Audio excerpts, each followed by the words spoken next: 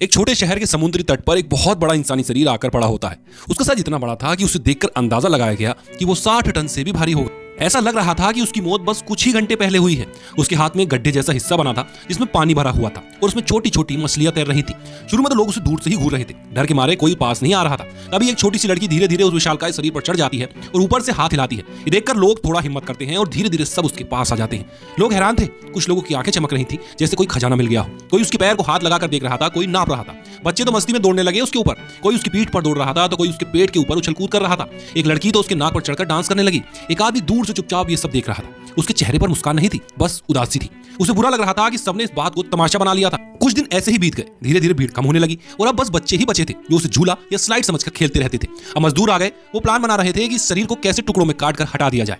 जब वो आदमी फिर वहां लौटा तो नजारा और भी दुखद था। शरीर अब सड़ने लगा था। समुद्र का पानी उसे धीरे धीरे गला रहा था। उसने थोड़ी हिम्मत जुटाई और चढ़ गया उस सड़े हुए चेहरे पर जहां से अब हाथ भी काट लिया गया था। उस विशाल चेहरे पर अब कोई जान नहीं बची थी। वो ऐसे लग रहा था जैसे कोई पुराना जहाज जो बीच किनारे पर आकर फंस गया हो, अकेला, टूटा और भुला दिया गया।